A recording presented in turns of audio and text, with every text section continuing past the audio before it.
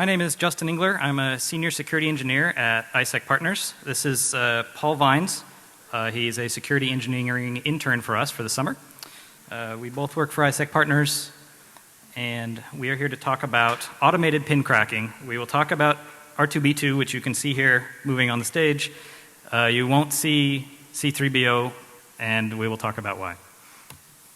So, quickly, we're going to go over what your approach would be if you need to brute force something like this. We're going to talk about the robots we built to do it in specific, and then we're going to talk about countermeasures and how the robots stack up against countermeasures. So, everyone here know what a pin is? Anyone never heard of a pin? Okay, good. So, if you need to get into something that has pin protection, so bypass whatever the pin is blocking you from doing, you have a few options. One, you could do a software approach where maybe you jailbreak the device, maybe you have a jailbroken device and you hack the app so that it removes the protection. This would be your best plan. It's usually quicker, it's usually a more direct route to do what you want to do. If for some reason you can't do the software approach, your next best option would be a hardware attack. Our example here is keyboard emulation. Darren Kitchen at Hat5 has a neat video where he plugs in USB rubber ducky into an Android device and does something similar to what we're doing here. So that would be great. Other hardware attacks are also a good second choice, so maybe you can pull the RAM and read it or things like that. The last thing you should try to do, if you have no other options, is to brute force the UI itself, which is what we're doing. I'm a security consultant, so I often work on engagements that have a set time period, and I don't have time to sit and brute force out a pin. It would take too long when I'm supposed to be doing other things. So the next option is to get an intern to do the button pushing for you. So you could have an intern just sit and push the buttons, but sometimes interns do things wrong, and we don't really have any way to guarantee that the intern gets it right. My boss, Andrew, really loves his coffee, and if I take the intern to push buttons all the time, he won't be able to get any coffee, and I don't want to get fired for that. So a much better plan is to hire an intern and have him help you build the robot that will push the buttons, and then he'll still have time for coffee later. So in order to build a robot to crack a pin, you have a few things you need to be able to do. Somehow you need to be able to actuate the interface. So you're going to need to make the device think that the button was pushed. You're going to have to keep track of where you are on the list of all the pins, and you need to usually figure out whether you were successful or not. There are some cases where you just need the device open and you don't care what the pin was. So in that case, you could do something even simpler than what we're doing. Just have it run through them all and keep going after that. By the time you come back after you went away for the weekend or whatever, then the device should still be unlocked because somebody's still been hitting the screen the whole time and you're in, but you don't know what the actual pin was. We are doing a little better than that. So this thing's a Delta robot. That's the general class of robot that this is. Delta robots were originally for industrial work in the 80s. They're still used for that stuff today. There's a few rotational motors that, through some math that we'll talk about later, can turn rotational movement into X, Y, and Z movement.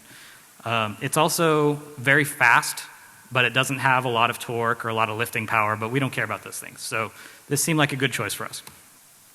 And I said it's fairly simple to do the math, but there are a lot of maths involved.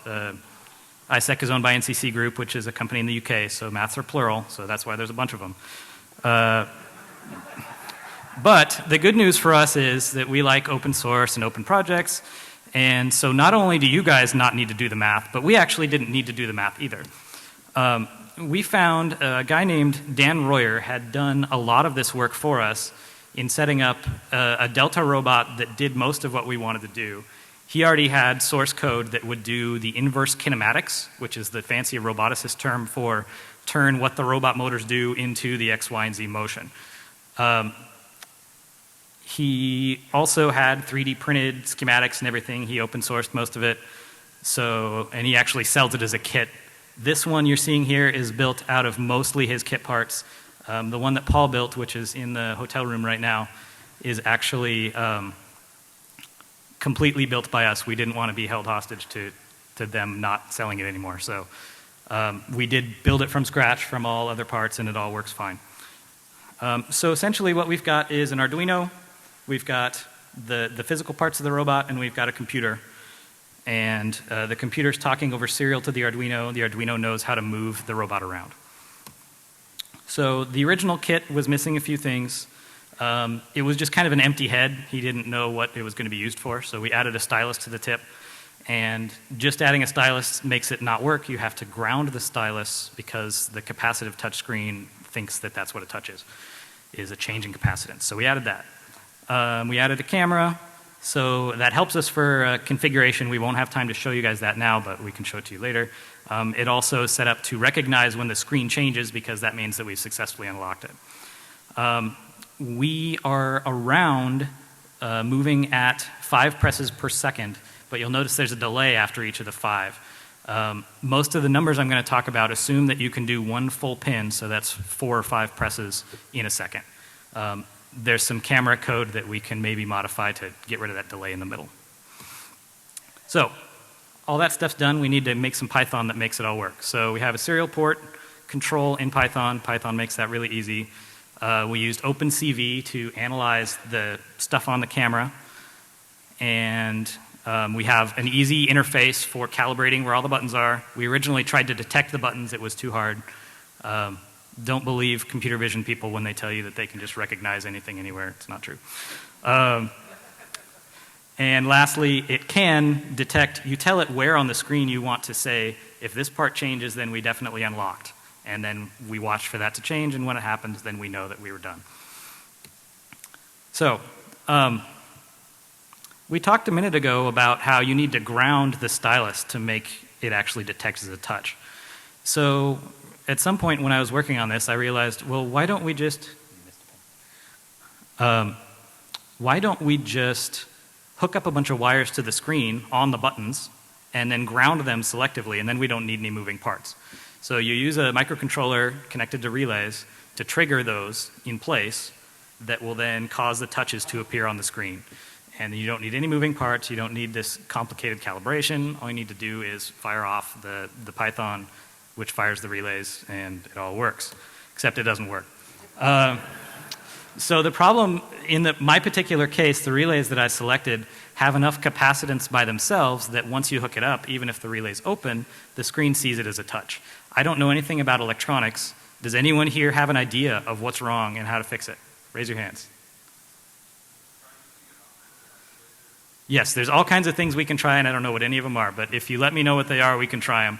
If we can get it fixed at DEFCON, I will give someone a full R2B2 if we have C3BO working by the end of the time. So, talking generally about brute forcing stuff. We don't want to just naively go through and start with 0, 0, 0, 0, and then go 0, 0, 0, 1. We got it? We cracked the pin. So, what's the pin?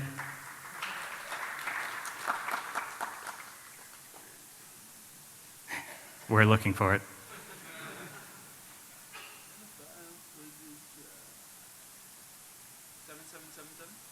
7777? 1997? That was right before we pressed 7777.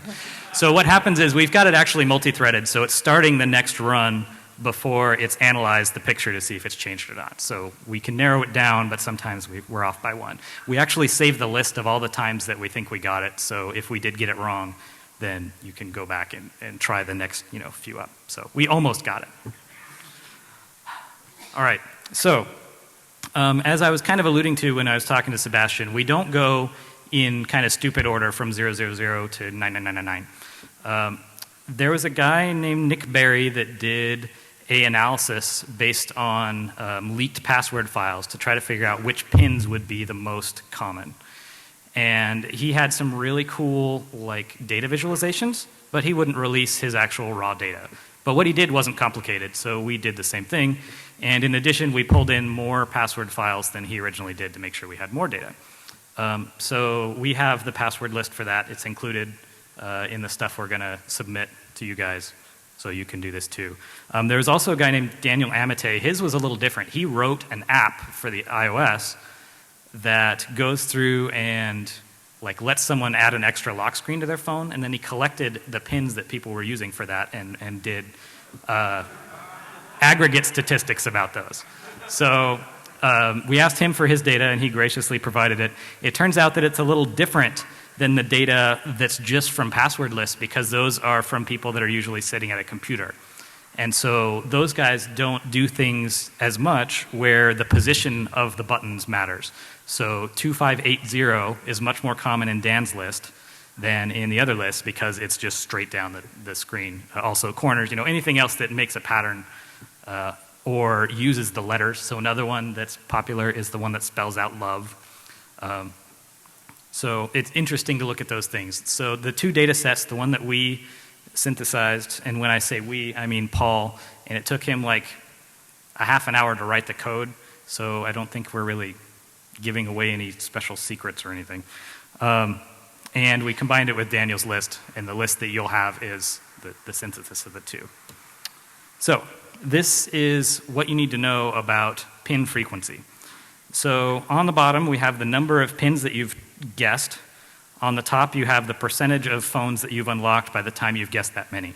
So if you want to be more likely than not you have solved the problem and unlocked the phone, 670 pins is all you need out of 10,000. Assuming that the person that you are trying to crack is not some weird DEFCON person and actually follows the statistics. If you want an 80% chance that you've unlocked it, it's about 3,700, which is still much less than the 8,000 you would expect at 80%. Obviously, R2B2 is also able to, because we're just a robot, we can push physical buttons as well as touchscreen buttons. I don't have a demo for you because I couldn't find a good one. I almost brought an old tape calculator and had it push buttons, but I couldn't fit it in my bag. We also think we might be able to do things that are completely mechanical. Like there's some padlocks that have buttons and things like that. If you've noticed, all the doors around here seem to have codes on them.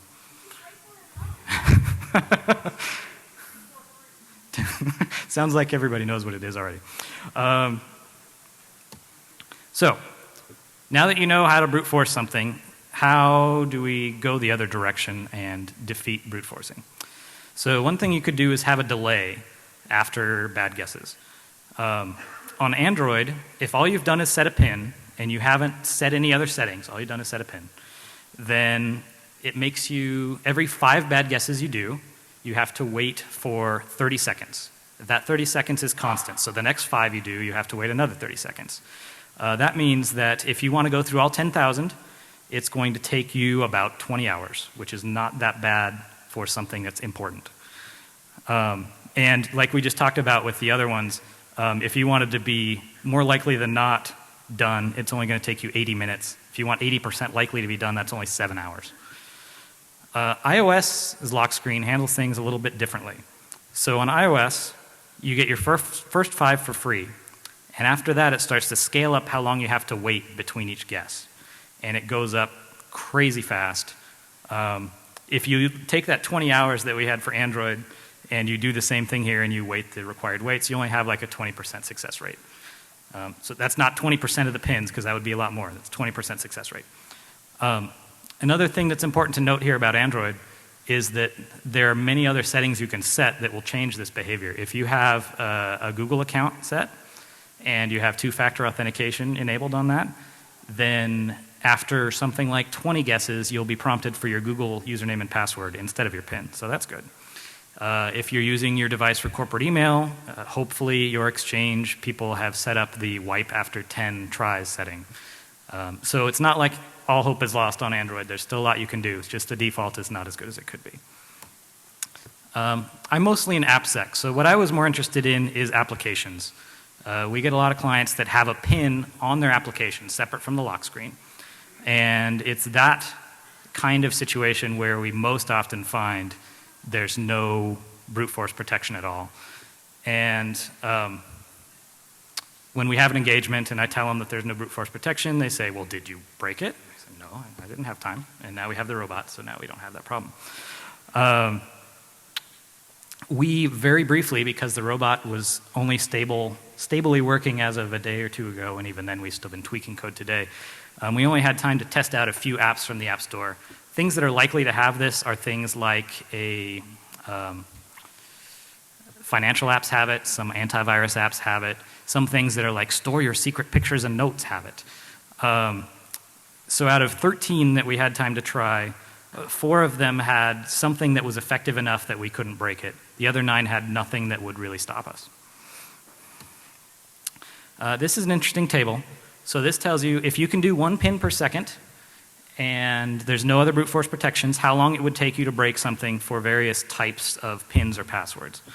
And the other side shows you what it would be like on the Android style, where it makes you wait 30 seconds every 5 bad guesses. So as you can see, it's not that hard. If you do a 4-character password that includes all the printable ASCII characters, it's going to take me 2.5 years, even if there's no brute force protection. And that's decent. If you can go up to 7, we're up to 20,000 centuries. My robot will be broken by then, I promise. So the last slide, this is my advice to developers of OSs or apps or whatever. You need to put some kind of brute force protection in place.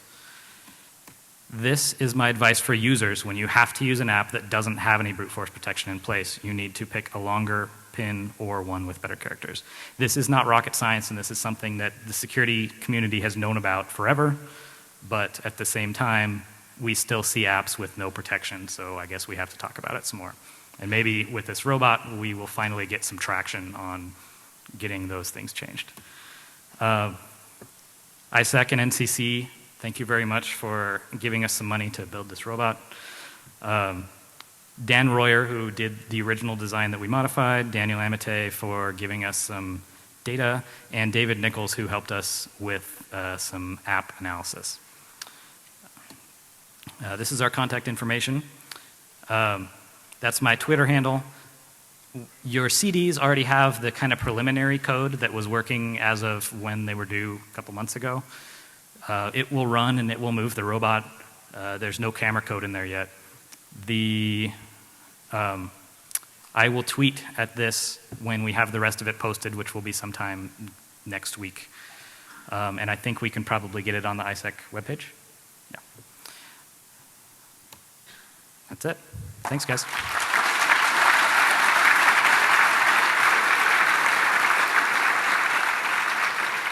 We have time for questions, maybe? A couple? Yes, go.